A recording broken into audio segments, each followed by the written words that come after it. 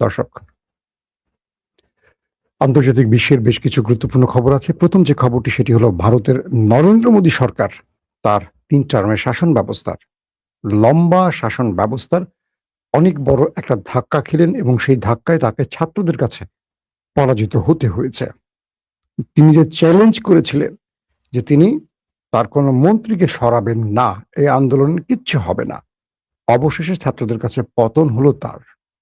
২ নম্বর গুরুত্বপূর্ণ খবর, এবার ইরানের $২০,০০০ ড্রোনের আঘাতে ২ বিলিয়ন মার্কিন ডলারের আকাশ প্রতিরক্ষা বা রাডার সিস্টেম ধ্বংস হয়ে গেল। পাশাপাশি সৌদি এবং ইয়েমেন একে অপরকে হামলা পাল্টা হামলা অব্যাহত রেখেছে। নতুন করে আরেকটা ফ্রন্টে যুদ্ধ লেগে যাচ্ছে বড় আকারে। দর্শক, পাশাপাশি ইরান এবং আমেরিকার মধ্যে নেপথ্যে যুদ্ধবিরতির আলোচনা আবার উঠে আসছে। আমেরিকার বিরুদ্ধে অভিযোগ, আবার আমেরিকা ইরানের বিরুদ্ধে অভিযোগ করছে। আসলে কে কাকে যুদ্ধবিরতির প্রস্তাব দিয়েছে সেই বিষয়ে জানাবো। এছাড়া আরো অনেকগুলো খবর থাকবে আজকের লাইভ সেশনে। প্রথমে আমি ভারতের প্রসঙ্গ দিয়ে শুরু করতে চাই। নরেন্দ্র মোদী তিনি বিজেপি বা হিন্দুত্ববাদী শাসন ব্যবস্থা প্রতিষ্ঠা করে ভারতের মধ্যে একটা লম্বা সময় ক্ষমতায় টিকে আছেন। আর তিনি ক্ষমতায় টিকে আছেন একটি সূত্র বা পন্থা অবলম্বন করে, সেটি হলো যেহেতু ভারতে হিন্দু বেশি, তাই হিন্দুত্ববাদ কায়েম করে। এই নরেন্দ্র মোদী বাংলাদেশে ইসলামী শক্তিকে বলে টেররিস্ট অথবা ধর্মান্ধ অথবা জঙ্গি অথবা মৌলবাদ। কিন্তু ভারতের যে বিজয়, এটা নরেন্দ্র মোদীর বিজয়, এটা হলো হিন্দুত্ববাদ, এটাও জঙ্গি, এটাও ধর্মান্ধতা, এটাও মৌলবাদ। মৌলবাদ শুধু ইসলামের ব্যাপারে নয়, যে কোনো ধর্মান্ধতাকে আমরা মৌলবাদ বলতে পারি। দেখেন, বাংলাদেশে ইসলামী শক্তিকে ঠান্ডা করার জন্য নরেন্দ্র মোদী তার সকল শক্তি ব্যয় করেছে, হাসিনারা বলে স্টিল এখনো করছে। বাংলাদেশের ইস্টাবলিশমেন্ট নরেন্দ্র মোদীর প্রেসক্রিপশনই চলে। কিন্তু এই নরেন্দ্র মোদী কিসের মাধ্যমে ক্ষমতা টিকে আছে? হিন্দুত্ববাদের মাধ্যমে। যে ভারতকে মুসলমানরা স্বাধীন করেছে, যাদের ব্রিটিশ আন্দোলনে সবচেয়ে বড় ভূমিকা ছিল মুসলমানদের, আজকে দেখেন যে ছাত্র আন্দোলন বা ককরোচ পার্টির যে আন্দোলন, সে আন্দোলনে মুসলমানদের খুঁজে খুঁজে গ্রেফতার করা হচ্ছে।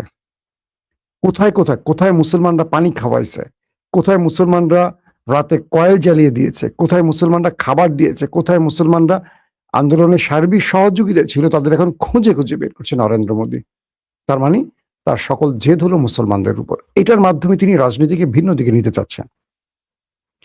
তো নরেন্দ্র মোদী যে চ্যালেঞ্জ করেছিল ছাত্রদের দাবি তিনি মানবেন না, বা কোনো মন্ত্রীর পদত্যাগ হবে না বিজেপি শাসন ব্যবস্থায়, শেষ পর্যন্ত ধর্মেন্দ্র প্রধান পদত্যাগ করেছেন। অর্থাৎ ছাত্রদের সবচেয়ে বড় যে দাবিটি, সেটার বিজয় এসে গেছে।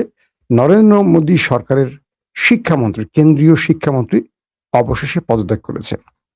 এখন ছাত্রদের সামনে আরো ৩ থেকে ৪টা দাবি রয়েছে। এক, তারা বলছেন যে কাউকে গ্রেফতার করা যাবে না, হিন্দু মুসলিম কাউকে কোনো কারণে গ্রেফতার করা যাবে না। যাদের বিরুদ্ধে ফৌজদারি মামলা হয়েছে, আন্দোলন কেন্দ্রিক সকল মামলা প্রত্যাহার করতে হবে। এবং তারপরের দাবি হলো যে শিক্ষা ব্যবস্থা নিয়ে আমাদের প্রশ্ন ছিল, সেই শিক্ষা ব্যবস্থার পুরো সিস্টেমকে পরিবর্তন করতে হবে। যারা এই নিট পরীক্ষায় প্রশ্নপত্র ফাঁসের কারণে সুইসাইড করেছে, তাদের পরিবারকে ক্ষতিপূরণ দিতে হবে। এরকম বাকি দাবিগুলো এখন চাঙা হচ্ছে। তার মানে আন্দোলন এখনই শেষ হয়ে যাচ্ছে না। নরেন্দ্র মোদী শেখ হাসিনার মতো ভুল করেননি, দ্রুত তিনি একটা সিদ্ধান্তে গেছেন। কিন্তু আরো অনেকগুলো দাবি আছে, সেই দাবির ক্ষেত্রে এই আন্দোলন নতুন করে আরো গতি পাবে বলে ভারতের ককরোচ পার্টিগুলো দাবি করছে। তাহলে আমরা যে বিষয়টি বুঝলাম, নরেন্দ্র মোদী তার পুরো শাসন ব্যবস্থা সবচেয়ে বড় ধাক্কাটি খেলো জেনজির কাছে, যেভাবে শেখ হাসিনা ধাক্কাটি খেয়েছে। দর্শক, এখানে একটি কথা আমাদের বলতেই হবে। বাংলাদেশের আমাদের নতুন সরকার ক্ষমতায় বসছে, তারেক রহমানের সরকার।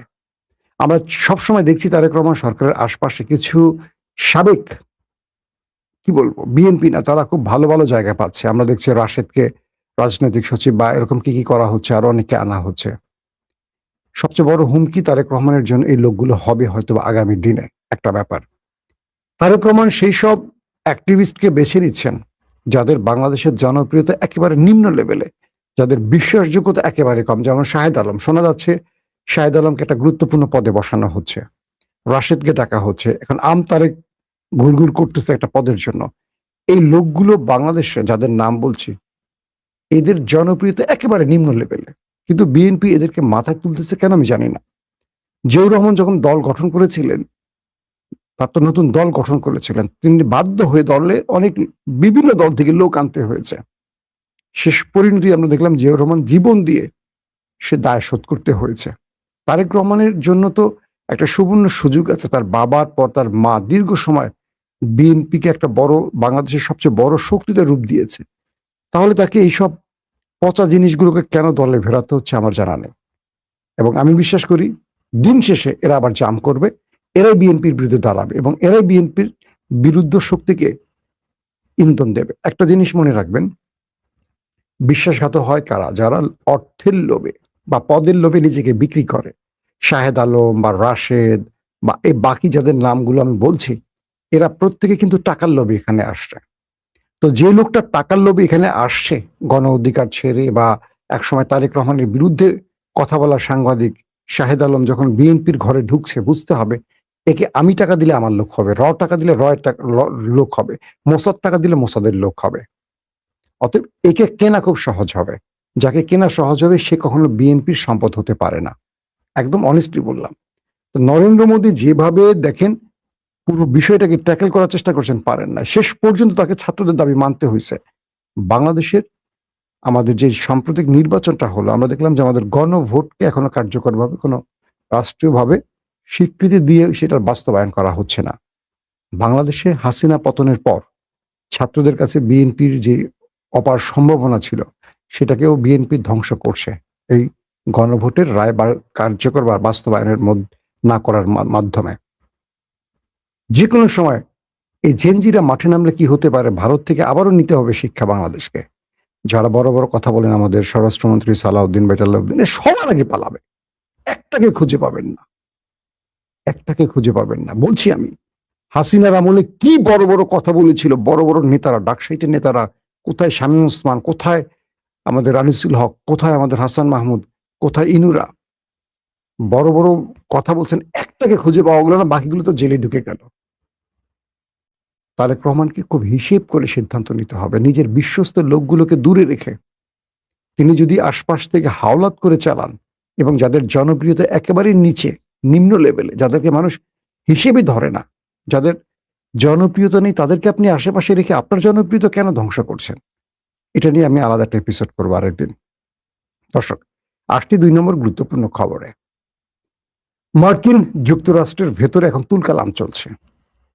ইতিমধ্যে কয়েকটি ঘাঁটি ছেড়ে পালাতে শুরু করে দিয়েছে আমাদের ট্রাম্প সেনারা। এটা খুবই চমৎকার একটি খবর আপনারা বলতে পারেন। মানে অনেকগুলো ঘাঁটি ইতিমধ্যে খালি হওয়ার পথে, আমেরিকার এই ঘাঁটিগুলোকে মোটামুটি ধ্বংস করে ফেলছে। বলা হচ্ছে ইরানের হামলার জেরে যে আল উদাইদ ঘাঁটিটি, মার্কিন যুক্তরাষ্ট্রের ঘাঁটি কাতারে আল উদেদ বিমান ঘাঁটি, সেখান থেকে সেনা প্রত্যাহার শুরু হয়ে গেছে বা সেনা প্রত্যাহার করা হচ্ছে। জর্ডানের অবস্থা খারাপ। তো সবকিছু মিলে ইরানের হামলায় কি পরিমাণ ক্ষতি আমেরিকা স্বীকার না করলেও আমেরিকার কিন্তু খবর হয়ে গেছে। প্রকাশিত আকাশ থেকে, অর্থাৎ মঙ্গলবার কিছু তথ্য আসছে, স্যাটেলাইট তথ্যের ছবি ইরান প্রদর্শন করেছে। সেখানে দেখা গেছে সাম্প্রতিক দিনগুলোতে আল উদেদে মোতায়েন মার্কিন বিমান বাহিনীর বিমানের সংখ্যা উল্লেখযোগ্যভাবে কমে গেছে। এটা সবচেয়ে বড় মার্কিন যুক্তরাষ্ট্রের বিমান ঘাঁটি কাতারে আল উদেদ। সেখান থেকে বিমান সরে গেছে অথবা অধিকাংশ ধ্বংস হয়ে গেছে এবং ঘাঁটিটি অবশেষে খালি হয়ে গেছে। এটা স্যাটেলাইট ইমেজে দেখানো হচ্ছে। এই প্রতিবেদন অনুসারে ঘাঁটিতে থাকা মার্কিন সামরিক বিমানের সংখ্যা প্রথমে 17টি থেকে কমিয়ে 3টি করা হয়েছিল, অর্থাৎ 17টি বিমান ছিল, এখন আছে মাত্র 3টি। এরপর দেখা গেছে সেই 3টিও আর সেখানে নেই, সম্পূর্ণ খালি হয়ে গেছে। তার মানে বিমান ঘাঁটিটি এখন পুরো খালি ইরানের মিসাইল ড্রোন হামলার কারণে। পশ্চিম এশিয়ার অন্যতম বৃহত্তম মার্কিন সামরিক স্থাপনা আল উদেদ বিমান ঘাঁটি গত 2 সপ্তাহ ধরে ইরানের চালানো হামলায় লক্ষ্যবস্তু হয়েছিল। এই অঞ্চলে ইরান ও যুক্তরাষ্ট্রের মধ্যে ক্রমবর্ধমান সামরিক উত্তেজনার মধ্যেই সেনা এবং বিমানগুলোকে সরিয়ে নেওয়া হয়েছে। এটা ইরানের একটা স্যাটেলাইট ইমেজ দিয়ে এই তথ্যটি প্রমাণ করেছে বা কনফার্ম তথ্যটিকে শেয়ার করেছে তাদের গণমাধ্যমে। দর্শক, ইম্পর্টেন্ট খবরটা একটু পরে দিচ্ছি, আর একটা ইম্পর্টেন্ট খবর আছে। ইয়েমেনের সশস্ত্র বাহিনীর মুখপাত্র ব্রিগেডিয়ার জেনারেল ইয়াহিয়া সারি তিনি বলছেন যে সৌদি আরবের তেল ট্যাঙ্কারের উপর ক্ষেপণাস্ত্র ড্রোন হামলার কথা তারা স্বীকার করেছে। তার মানে সৌদি আরবকেও মোটামুটি আর ছাড় দিচ্ছে না ইয়েমেন। অন্যদিকে সৌদি আরব ও হুতিদের পাল্টাপাল্টি হামলা এখনো চলছে। যুক্তরাষ্ট্র ও ইরানের মধ্যকার আঞ্চলিক যুদ্ধের সর্বশেষ উত্তেজনায় সৌদি আরব ইয়েমেনের হুতি নিয়ন্ত্রিত হুদাইদা শহরে হামলা চালিয়েছে। এটাকে সৌদি আরব চালিয়েছে ইয়েমেনের হুদাইদা শহরে, এবং ইয়েমেন পাল্টা আক্রমণ চালিয়েছে সৌদির ভেতরে। তার মানে দুই দেশের মধ্যে আবার যুদ্ধ শুরু হয়ে গেছে। রাষ্ট্রপতি ডোনাল্ড ট্রাম্প বলেছেন ওয়াশিংটন ও তেহরানের মধ্যে আলোচনা অব্যাহত রয়েছে। আমেরিকা এবং ইরানের মধ্যে আলোচনা অব্যাহত রয়েছে। কখন বলছেন? যখন ইরানের মার খেয়ে তাদের ঘাঁটিগুলো খালি হয়ে যাচ্ছে এবং তারা পালাতে শুরু করেছেন। এবং হুমকি দেয়া, তিনি বলছেন ডোনাল্ড ট্রাম্প, এবং হুমকি দেয়া ব্যাপক হামলার প্রয়োজন নাও হতে পারে। তিনি যে ইরানকে হুমকি দিয়েছিলেন যে ইরানকে এই করবেন সেই করবেন, তিনি বলছেন আমাদের হয়তো বা সেই আক্রমণ করা নাও লাগতে পারে। আসলে বিষয়টা সেখানে না। আসলে বিষয়টা হলো ট্রাম্প ইরানকে হুমকি দিয়েছিল আর ইরান সঙ্গে সঙ্গে হামলা বাড়িয়ে দিয়েছিল। তো ট্রাম্প দেখলো কি রে, আমি দিলাম হুমকি আর ইরান দিল মায়ের। আমি তো মুখে হুমকি দিলাম আর ইরান তো মাইরে আমার মোটামুটি কয়েকশো সেনাকে ওপারে পাঠিয়ে দিল। আমি আপনাদের গতকালকে লাইভে দেখালাম না প্রমাণ সহ। এখন ট্রাম্প বলছে আমাদের সাথে ইরানের আলোচনা চলছে। আজকে ইরানের কয়েকটি গণমাধ্যম দাবি করেছে আমেরিকা ইরানের সাথে আবারও শান্তি চুক্তির জন্য বা সিজফায়ারে বসতে চায়। কয়েকটি দেশের মাধ্যমে আমেরিকা ইরানের কাছে আবার প্রস্তাব পাঠিয়েছে। বুঝতে পারছেন খেলাটা কোথায়? ইরান বলছে আমরা আমেরিকাকে আর বিশ্বাস করি না। এরা এখন বিপদে পড়ছে। এখন আবার যুদ্ধবিরতির নাম করে 10-12 দিন থেমে থাকবে, আবার রসদ যোগাবে, আবার মিসাইল আনবে, আবার সেনা রেডি করবে। যে সেনাদেরকে ওপারে পাঠিয়েছে সে আমার আমেরিকা থেকে সেনা আনবে বা ইউরোপের ঘাঁটি থেকে আনবে, আবার মিসাইল আনবে, আবার যুদ্ধ বিমান আনবে। আমরা যা যা ধ্বংস করছি ওগুলো আবার ফুলফিল করে আবার অ্যাটাক করবে। আমরা আমেরিকাকে আর বিশ্বাস করি না, আক্রমণ চলবে। ট্রাম্পের ওই মানে ফেক আশ্বাসে আর ইরান গলবে না। এর আগেও কয়েক দফা আমেরিকার আশ্বাসে ইরান চুক্তি করে তার ফল পায়নি। আমেরিকা 2 নম্বরই করেছে। পাশাপাশি এটিও বলছে যুক্তরাষ্ট্র, আমেরিকা বলছে যদিও যুক্তরাষ্ট্র প্রস্তুত সক্রিয় রয়েছে, অর্থাৎ যুক্তরাষ্ট্র বলছে যে যদি প্রয়োজনে আমরা বৃহৎ আক্রমণ করব। তার মানে ইরানকে আবারও বুঝাচ্ছে যে আমরা আমরা আছি, আমরা চলে যাইনি। ইরানের পররাষ্ট্রমন্ত্রী আব্বাস আরাকচি বলছেন তেহরান হুমকিকে ভয় পায় না। মানে আমেরিকা যে হুমকি দিচ্ছে তার উত্তরে ইরানের পররাষ্ট্রমন্ত্রী আব্বাস আরাকচি বলছেন তেহরান আমেরিকার এসব বাকওয়াস হুমকিদের ডরায় না, ভয় পায় না, বা চাপের কাছে নতি স্বীকার করবে না। আমেরিকার এসব চাপের কাছে ইরান নতি স্বীকার করবে না। এবং শুক্রবার নাবলুসের দক্ষিণ পশ্চিমে সহিংসতায় 4 ফিলিস্তিনি ও 2 ইসরায়েলি সৈন্য নিহত হওয়ার পর ইসরায়েলি সামরিক বাহিনী অধিকৃত পশ্চিম তীরে আবারও অভিযান শুরু করেছে এবং কারফিউ জারি করেছে। এটাও একটা বড় খবর। ফিলিস্তিনে আবারও উত্তেজনা বৃদ্ধির চেষ্টা করা হচ্ছে। দর্শক, এবার আসি আপনাদেরকে যে খবরটি দিতে চাই, যে খবরটির জন্য আপনারা ওয়েট করছেন, সেই খবরটি দেই। সেটি হলো ইরান তার $20,000 দুটো ড্রোন দিয়ে $20,000 মানে 20,000 টাকা আমেরিকার ডলার মার্কিন যুক্তরাষ্ট্রের রাডার সিস্টেম, যেটা 2 বিলিয়ন মার্কিন ডলারের, 2 বিলিয়ন, বুঝছেন তো, মিলিয়ন না বিলিয়ন, খেয়ে দিচ্ছে। আমেরিকার নেভাল ফোর্সের একজন এক্স রিটায়ার্ড ইন্টেলিজেন্স চিফ বলছেন মার্কিন গণমাধ্যমে যে আমেরিকা এই যুদ্ধে আবারও পরাজিত হয়ে গেছে। কারণ আমেরিকার 2 বিলিয়ন মার্কিন ডলারের রাডার সিস্টেমকে যদি 20,000 টাকার, মাত্র 20,000 টাকার, মাত্র 20,000 টাকার ড্রোন এসে ভূপাতিত করতে পারে, ধ্বংস করতে পারে, এই যুদ্ধে আমেরিকার পতন হয়ে গেছে। তিনি বলছেন আমেরিকাকে খুঁজে খুঁজে এখন মারছে ইরান, আর আমেরিকা মধ্যপ্রাচ্যের বিভিন্ন জায়গায় এখন পালাচ্ছে আর ইরান খুঁজে খুঁজে মারছে। আমি কালকে আপনাদের লাইভে বলছিলাম না, পেন্টাগনের প্রধান বা মার্কিন প্রতিরক্ষা মন্ত্রী পিট হেগসেট কি বলছে, যে আমরা অবাক হচ্ছি যে ইরান আমাদের সেনাদের অবস্থান খুঁজে খুঁজে বের করছে কেমনি, আমাদের কোথায় সেনাদের গোপনে আমরা সরিয়ে ফেলছি সেই তথ্য পাচ্ছে কোথায়, কোথায় সিআই বৈঠক করছে এই তথ্য পাচ্ছে কোথায়, কোথায় আমাদের মিসাইল স্টোরেজ ইরান পাচ্ছে কোথায়, সেখানে হিট করে করে সব ধ্বংস করছে। ইরানকে এই ডাটাগুলো দিচ্ছে কে? চীন এবং রাশিয়া, এই অভিযোগটি করছে। আবার ট্রাম্প একটু পরে বলছে আমরা বিশ্বাস করি এই দুটো দেশ ইরানকে সাহায্য করবে না, কারণ তারা আমাকে আশ্বাস দিয়েছে। ট্রাম্প কতটা অসহায় হয়ে পড়েছে। আসেন ট্রাম্প কাকুর আরেকটি খবর দেই।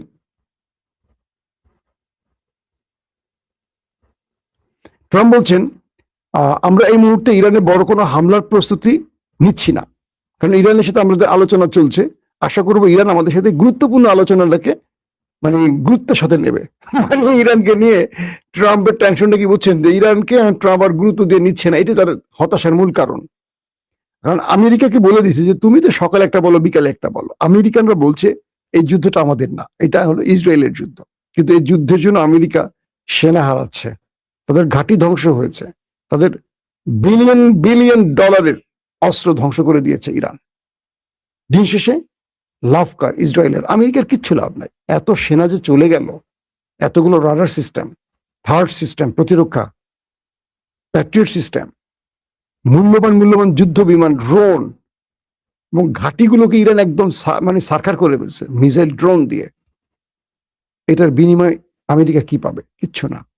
অথচ এই আমেরিকা আবার ইসরায়েলের সাথে সৌদি আরবের লেনদেন মানে সম্পর্ক অ্যাব্রাহাম অ্যাকর্ডে সংযুক্ত করতে সৌদির উপর চাপ তৈরি করছে। শুধু সৌদি না, মালয়েশিয়ার উপর চাপ তৈরি করেছে, পাকিস্তানের উপর চাপ তৈরি করছে। শোনা যাচ্ছে বাংলাদেশের কাছেও লেটার আসতেছে যে অ্যাব্রাহাম অ্যাকর্ডে ইসরায়েলকে সবাই স্বীকৃতি দাও।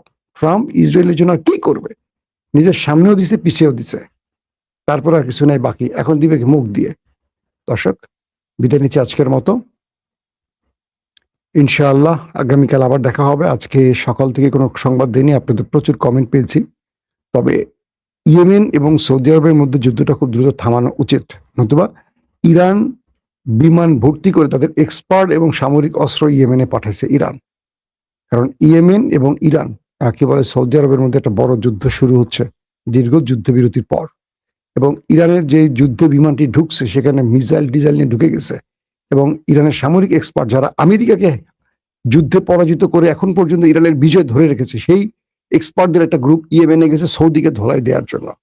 সৌদিকে উচিত নিরপেক্ষ অবস্থানে থাকা। যদি সৌদিরা না করে, আমেরিকা তো ঘাঁটি ছেড়ে পালাচ্ছে, সৌদিকে কিন্তু ল্যাংটা করে ফেলবে ইরান, একদম কনফার্ম। ইতিমধ্যে কাতার, কুয়েত, জর্দান, বাহরাইন কিচ্ছু রাখে না, এদের মার্কিন ঘাঁটিগুলোকে সব ছাপা করছে।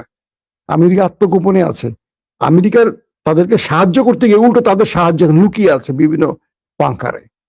সৌদি আরব যদি এখান থেকে কিছু শিক্ষা না নেয়, তো ওদের বড় ভাইকে বা বড় বাবাকে পিঠে সোজা করছে, এখন ছোট সৎ পোলাপান যদি লাফালাফি করে কি ঘটবে আল্লাহ ভালো জানে। তাই বললাম সৌদি আরবকে এখানে খুব নিরপেক্ষ অবস্থানে থাকতে হবে। দর্শক, বিদায় নিচ্ছে আজকের মতো। প্রত্যেকে ভালো থাকবেন। আল্লাহ হাফিজ। আমাদের পর্যালোচনার বিষয় হচ্ছে ভারতের বিশাল ভূখণ্ড দখল করলো চীন, ক্ষুব্ধ দিল্লি। একে তো ভারতে ককরোচ জনতা পার্টির আন্দোলনকে ঘিরে তুমুল টালমাটাল অবস্থা, অন্যদিকে আবার ভারতের স্বাধীনতা সার্বভৌমত্ব বিপন্ন হবার মতো খবর। দর্শক, শেষ পর্যন্ত থাকুন এই আলোচনায়। নরেন্দ্র মোদীর সামনে আসলে হঠাৎ করেই ভয়াবহ কতগুলো বিপদ উপস্থিত হয়েছে। এই যে ককরোচ জনতা পার্টির আন্দোলন, অন্যদিকে ভারতের অভিযোগ যে চীন তার সীমান্তে আগ্রাসন চালাচ্ছে। প্রিয় দর্শক, আমরা ঘটনার ভেতরে প্রবেশ করতে চাই। কি আছে এই ঘটনার ভেতরে? ভারতের সার্বভৌমত্ব লঙ্ঘনের প্রতিশ্রুতি দিলেও, ভারতের সার্বভৌমত্ব লঙ্ঘন না করার প্রতিশ্রুতি দিলেও চীন দীর্ঘদিন ধরে জম্মু কাশ্মীর এবং লাদাখের ভারতীয় ভূখণ্ড বেআইনিভাবে দখল করে রেখেছে বলে অভিযোগ করেছে নয়াদিল্লি। এতদিন নয়াদিল্লি এটা স্বীকার করেনি, এখন স্বীকার করছে। সম্প্রতি ভারতের পররাষ্ট্রমন্ত্রী এস জয়শঙ্কর ও চীনা পররাষ্ট্রমন্ত্রী ওয়াং ইর মধ্যে অনুষ্ঠিত দ্বিপাক্ষিক বৈঠকের পর চীনের দেয়া বিবৃতির জবাবে এমন কড়া প্রতিক্রিয়া ব্যক্ত করেছে ভারতের পররাষ্ট্র মন্ত্রণালয়। ভারতের পররাষ্ট্র মন্ত্রণালয়ের মুখপাত্র রণধীর জয়সওয়াল নয়াদিল্লিতে এক সংবাদ সম্মেলনে বলেন, সার্বভৌমত্বের বিষয়ে ভারতের অবস্থান অত্যন্ত স্পষ্ট। ভারত কখনোই চীনের সার্বভৌমত্ব লঙ্ঘন করে না, কিন্তু চীন 1963 সাল থেকে জম্মু ও কাশ্মীর এবং লাদাখের এলাকা বেআইনিভাবে দখল করে রেখেছে। তিনি আরো অভিযোগ করেন, পাক অধ্যুষিত কাশ্মীরে চীনের বিভিন্ন উন্নয়নমূলক এবং অবকাঠামোগত ভারতের হয়েছে। পাশাপাশি এটিও অভিযোগ করা হয়েছে যে চীন অনৈতিকভাবে ভারতের জমি দখল করে রেখেছে।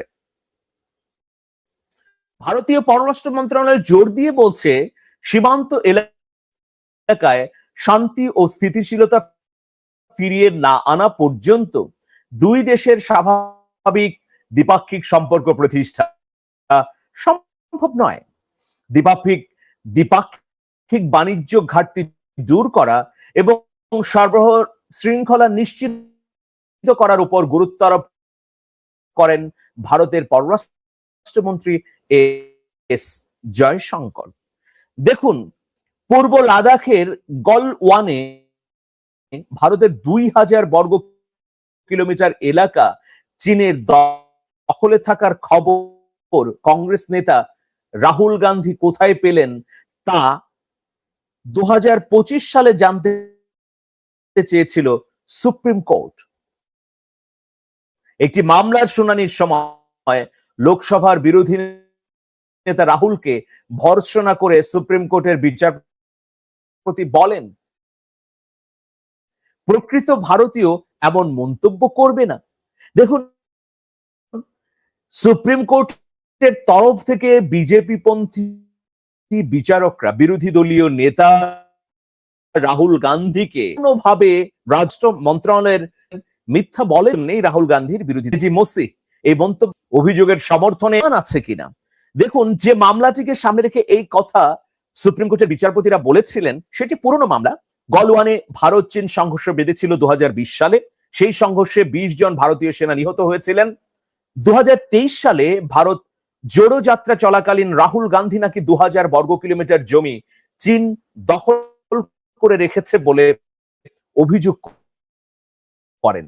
তিনি নাকি এও কথা বলেছিলেন যে অরুণাচল প্রদেশে চীনা ফৌজ ভারতীয় জওয়ানদের বেধড়ক পিটুনি দিয়েছে। ওই মন্তব্যের জন্য রাহুলের বিরুদ্ধে লখনৌর এমপি MLA কোর্টে মানহানির এক মামলা করেন বর্ডার রোড অর্গানাইজেশনের পরিচালক উদয় শঙ্কর শ্রীবাস্তব। মামলাকারীর অভিযোগ, রাহুলের ওই মন্তব্য ভারতীয় সেনাবাহিনীর পক্ষে অসম্মানজনক, সেনানীদের মানহানি হয়েছে। দেখুন, নিম্ন আদালত রাহুলের বিরুদ্ধে মামলা গ্রহণ করে তাকে সমন পাঠিয়েছিল। তার বিরুদ্ধে রাহুল আবেদন জানান এলাহাবাদ হাইকোর্টে। হাইকোর্ট 2025-এর 29 মে সে আবেদন খারিজ করে নিম্ন আদালতের নির্দেশ বহাল রাখেন। অতঃপর রাহুল সুপ্রিম কোর্টে আসেন। বিচারপতি দীপঙ্কর দত্ত এবং বিচারপতি AG মোসে হাইকোর্টের নির্দেশ 3 সপ্তাহের জন্য স্থগিত রাখার নির্দেশ দেন। সুপ্রিম কোর্ট মামলাকারী এবং উত্তরপ্রদেশ সরকারকে নোটিশ পাঠিয়েছেন। রাহুলের পক্ষ সমর্থন করে এবং বিচারপতিদের মন্তব্যের পরিপ্রেক্ষিতে আইনজীবী অভিষেক সিংহি বলেন, সংবাদ মাধ্যমে যা প্রকাশিত হচ্ছে তা উল্লেখ বিরোধী নেতার করারই কথা, না হলে বিরোধী নেতা হওয়ার যোগ্যতাই থাকে না। একজন প্রকৃত ভারতবাসীর এটাও বলা দরকার যে আমাদের 20 জন সেনাকে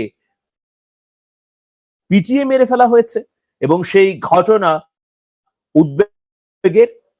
গলওয়ান সংঘর্ষের পর পূর্ব লাদাখে চীন ভারতীয় জমি দখল করে নিয়েছে বলে অনেক কথা উঠেছিল।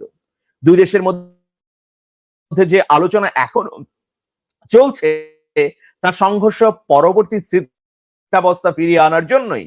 কিছু কিছু ক্ষেত্রে পর্যন্ত দেয়নি। দেখুন, পূর্ব লাদাখের গলওয়ানে কি হচ্ছে তা কিন্তু এখন পর্যন্ত ভারতের সেনাবাহিনীর তরফ থেকে স্পষ্ট করা হচ্ছে না। অধিকন্তু আমরা বিভিন্ন আন্তর্জাতিক সংবাদ মাধ্যমে এই খবর পাচ্ছি যে পূর্ব লাদাখ সহ আরো বিস্তীর্ণ অঞ্চল জুড়ে চীন ভারতের জমি দখল করে রেখেছে, হাজার হাজার বর্গমাইল ভূখণ্ড দখল করে রেখেছে। দেখুন, এই যে আসিয়ানের সম্মেলনের ফাঁকে দুই পররাষ্ট্রমন্ত্রী সংবাদ সম্মেলনের পর ভারতের পররাষ্ট্রমন্ত্রী চীনের বিরুদ্ধে যে প্রতিক্রিয়া দেখালেন, এই আজকের প্রতিক্রিয়ায় রাহুল গান্ধীর সেই বক্তব্য কিন্তু সত্য হয়ে যাচ্ছে। এখন কি বলবেন বিজেপি সরকারের পররাষ্ট্রমন্ত্রী, কি বলবে বিজেপি সরকারের পররাষ্ট্র দফতর? এত বড় ঘটনা, তাহলে বিজেপি সরকার কি করছে? অথচ বিজেপি সবসময় বলে থাকে তারা রাষ্ট্রবাদী, রাষ্ট্রের স্বাধীনতা সার্বভৌমত্ব রক্ষায় তারা অটুট এবং অনড় মনোবল নিয়ে কাজ করছে। এই ব্যর্থতা সম্পূর্ণরূপে ভারতের বলে যেমন আমরা বলতে পারি না, এই ব্যর্থতা সম্পূর্ণরূপে আসলে ভারতের নয়, বরং ভারতের সরকারের, মানে বিজেপি সরকারের। সেই মন্তব্যই করেছিলেন রাহুল গান্ধী। তিনি কিন্তু সেনাবাহিনীকে দোষ না দিয়ে বরং বিজেপি সরকারের ব্যর্থতাকে সামনে এনেছিলেন। এখন চীন কি বলছে? চীনের পররাষ্ট্র দপ্তর বলছে ভারত যে অভিযোগ করছে চীন আগ্রাসন চালাচ্ছে, এটা সর্বৈব মিথ্যা। চীন কখনোই আগ্রাসন চালাচ্ছে না। 1963 সাল থেকে পূর্ব লাদাখ, জম্মু কাশ্মীরের বিশাল অংশ দখল করার যে অভিযোগ দিল্লির তরফ থেকে বেইজিং এর প্রতি করা হচ্ছে, সেটা যথার্থ নয় বলে চীনের পররাষ্ট্রমন্ত্রী জানাচ্ছেন। তিনি বলেছেন যে আমরা কেবল আমাদের জমি ভারত দখল করেছিল সেটা পুনরুদ্ধার করেছে, সুতরাং এক্ষেত্রে চীনের কোনো দায় নেই, এরকম স্পর্শকাতর মন্তব্য করা হয়েছে চীনের তরফ থেকে। এখন কি বলবেন ভারতের প্রধানমন্ত্রী নরেন্দ্র মোদী? তিনি কি দায়টি কাঁধে নেবেন? আমরা দেখতে পাচ্ছি ভারতের চতুর্পাশে যেসব রাষ্ট্র রয়েছে, ধরুন বাংলাদেশ, একসময় ভালো সম্পর্ক ছিল, অসম সম্পর্ক ছিল, কেবল ভারতের দাদাগিরির কারণেই কিন্তু বাংলাদেশের জনগণ রুখে দিয়েছে 2024-এর গণ অভ্যুত্থানের মধ্য দিয়ে। এরপর নেপালের কথা যদি বলি, নেপালের সঙ্গেও এই মুহূর্তে ভারতের ভয়াবহ খারাপ অবস্থা। শ্রীলঙ্কার কথা বলি, শ্রীলঙ্কার সঙ্গে খুব একটা উষ্ণতার সম্পর্ক নেই দিল্লির। তাহলে চীন, পাকিস্তান তো বিরোধী অবস্থানে রয়েছেই। এই অবস্থাটি কেন হলো? অরুন্ধতী রায় সাম্প্রতিক সময়ে একটা সাক্ষাৎকার দিয়ে বলেছেন এই অবস্থা বিজেপি সরকার এবং তার প্রধানমন্ত্রী নরেন্দ্র মোদীর কারণেই হয়েছে। কারণ সবসময় তারা ভারতকে আগ্রাসী হিসেবে উপস্থাপন করতে চান, অথচ আন্তর্জাতিক কূটনৈতিক নীতি অনুযায়ী প্রতিবেশী দেশগুলোর সঙ্গে সম্পর্ক হবে বন্ধুত্বের, সমঝোতার ভিত্তিতে এবং ব্রাদারহুডের। সেই ক্ষেত্রে যে বিচ্যুতি ঘটেছে দিল্লির, সেটাকে উপলব্ধি করবেন নরেন্দ্র মোদী। দর্শক, আজকে পর্যন্তই। ভালো থাকুন, শুভেচ্ছা নিরন্তর। আল্লাহ হাফেজ।